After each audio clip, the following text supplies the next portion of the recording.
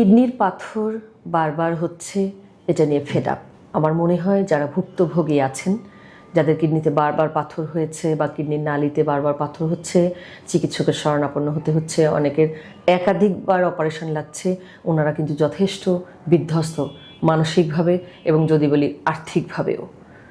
তাই অনেক রোগী খুব হতাশাজনকভাবে আমার চেম্বারে এসে অনেক সময় প্রশ্ন করেন যে ম্যাডাম, এটা নিয়ে আমরা কী করতে পারি, কি করলে আর হবে না, কেন এটা বারবার হচ্ছে, আপনারা আমাদেরকে কিছু বলে দেন বা কিছু প্রতিরোধমূলক কিছু বলেন যেটি দিয়ে আমি প্রতিরোধ করতে পারবো যাতে বারবার না হয়। এখন আসি যে কিডনির পাথরের বারবার হবার আশঙ্কা কতটুকু। কিডনির পাথরের রিকারেন্স রেট কিন্তু শতকরা 30 থেকে 50 ভাগ। তার মানে শতকরা 30 থেকে 50 ভাগ রোগীরই জীবদ্দশায় বারবার পাথর হয় যাদের একবার হয়েছে। তাই রেট কিন্তু কম না। এখন করণীয় কি? 3টি ব্রড হেডলাইনে সকল পাথরের রোগীর জন্য পরামর্শ। প্রথম হচ্ছে পরিমিত পানি পান করা। একজন অ্যাডাল্ট বা সুস্থ স্বাভাবিক মানুষ বাংলাদেশের প্রেক্ষাপটে দেখা যায় যে আমাদের যে বডি টেক্সচার বা ওয়েদার সব মিলিয়ে দৈনিক 2 থেকে 2.5 লিটার পানি পান করাই কিন্তু যথেষ্ট।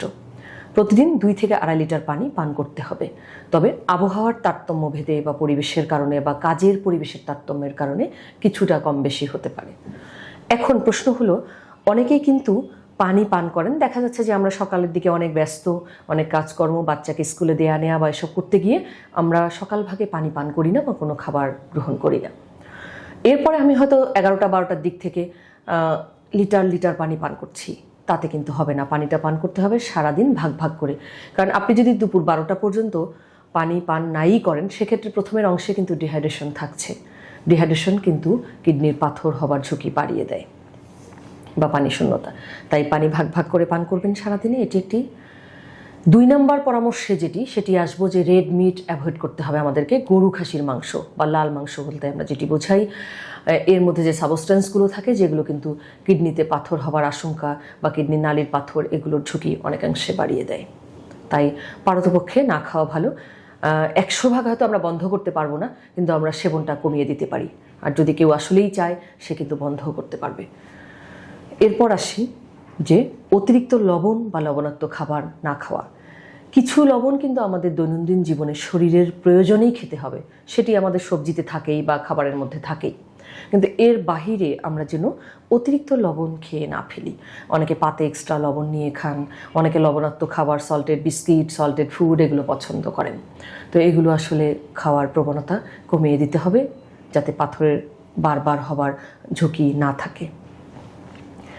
এখন আসি, অনেকের প্রশ্ন থাকে, ম্যাডাম শুধু কি এটি, আর কোনো খাবারের পরামর্শ আছে কি আমাদের জন্য? সেই পরামর্শগুলো আসবে যখন কোনো রোগীর বারবার পাথর হয়। আমরা কিন্তু পাথরটা অ্যানালাইসিস করতে পাঠাই যে এটি কোন ধরনের পাথর। তো আপনার কোন ধরনের পাথর বা কোন ধরনের সমস্যা আছে তার উপর বেস করে কিছু খাবারের পরামর্শ দেওয়া হয়। যেমন ধরুন, কারো যদি ইউরিক অ্যাসিডের স্টোন থাকে বা ইউরিক অ্যাসিডের পাথর থাকে বা কারো হাইপার ইউরিসেমিয়া থাকে, তাদের ক্ষেত্রে কিন্তু ইউরিক অ্যাসিড রিচ যে ফুডগুলো আছে সেগুলো নিষেধ করা হয়। যেমন ধরুন, লাল মাংস, গরু খাসির মাংস না করা হয়, কলিজা, ব্রেইন বা ঘিলু আমরা যাকে বলি, এগুলো খেতে নিষেধ করা হয়। লাল শাক, মসুরের ডাল, পুঁই শাক এগুলো নিষেধ করা হয়। আবার ধরুন কোনো এক গ্রুপের রোগী আছে যাদের ক্ষেত্রে স্টোন অ্যানালাইসিস করে আমরা দেখলাম এটি অক্সালেট স্টোন বা অন্য ভ্যারাইটির স্টোন। তাদের ক্ষেত্রে অক্সালেট সমৃদ্ধ যে খাবারগুলো সেগুলোকে আমরা না করি। যেমন ধরুন পালং শাক, প্রচুর অক্সালেট থাকে, না করা হয়। নাটস, বাদাম, পিনাট বাটার এগুলো না করা হয়। এছাড়া মাটির নিচের কিছু সবজি যেমন কচু, আলু এগুলো খেতে নিষেধ করা হয় যারা অক্সালেট স্টোন যাদের ক্ষেত্রে হয়। এরপর আসি যাদের ক্ষেত্রে ক্যালসিয়াম স্টোন হয় বা হাইপার ক্যালসিরিয়া আছে, যাদের ক্যালসিয়াম স্টোন হচ্ছে, তাদের ক্ষেত্রে কি নিষেধ করবো আমরা? অনেক রোগী বলেন যে ম্যাডাম, তাহলে কি আমি ক্যালসিয়াম জাতীয় কোনো ট্যাবলেটও খেতে পারবো না, কোনো খাবারও খেতে পারবো না?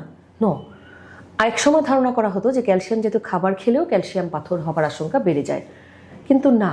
আজকাল গবেষণা এসছে যে আপনি যাদের ক্যালসিয়াম জাতীয় পাথর আছে তারা ভিটামিন ডি, ক্যালসিয়াম এগুলোর ঔষধ ফর্মে সেবন করবেন না, কিন্তু খাবার আপনি খেতে পারবেন, যেমন দুধ, কচু শাক এগুলো খাওয়া যাবে, সেগুলো আপনার তেমন কোনো ক্ষতি করবে না। পরের প্রশ্ন আছে যে আমাকে কোনো একটা ঔষধ দেন, যে ওষুধটা খেলে আমি এটা প্রতিরোধ করতে পারবো যাতে বারবার না হয়। আসলে সকল পাথর প্রতিরোধ করবার তেমন কোনো ওষুধ নেই, কিন্তু যেমন ধরুন যার ইউরিক অ্যাসিড বেশি আছে তার ক্ষেত্রে কিন্তু ইউরিক অ্যাসিড যাতে বেশি না থাকে বা যাদের ইউরিক অ্যাসিড বেশি প্রস্রাবের সঙ্গে বের হচ্ছে তাদেরকে কিছু ওষুধ দেওয়া হয়, যেমন ফেবুক্সোস্ট্যাট, অ্যালোপিরিনল, এই গ্রুপের ওষুধগুলো আমরা দিয়ে থাকি যাদের হাইপার ইউরিসেমিয়া আছে। এছাড়া যাদের ক্ষেত্রে ক্যালসিয়াম জাতীয় পাথর বারবার হচ্ছে বা ক্যালসিয়াম জাতীয় পাথর আছে তাদের ক্ষেত্রে কিন্তু অনেক সময় থায়াজাইড ডায়োরেটিক্স, এছাড়া পটাশিয়াম সাইট্রেট সলিউশন এগুলো দেওয়া হয়। সকল ক্ষেত্রে চিকিৎসা বা পরামর্শ কিন্তু একরকম নয়। আপনারা আপনাদের পাথরের ধরন অনুযায়ী এই জিনিসগুলো খাবারের অভ্যাস বা ওষুধপত্র সেবন করবেন। এর পাশাপাশি আপনারা চেষ্টা করবেন যে আমি ব্রড হেডলাইনে 3টি জিনিস বলেছি, লাল মাংস না খাওয়া বা একেবারে কম খাওয়া, লবণ বা লবণাক্ত খাবার কম খাওয়া, আরেকটা হচ্ছে যে পরিমিত পানি পান করা। এই নিয়মগুলো মানলে অন অ্যান অ্যাভারেজ আপনার বারবার পাথর হবার ঝুঁকি বা আশঙ্কা অনেকখানি কমে যাবে।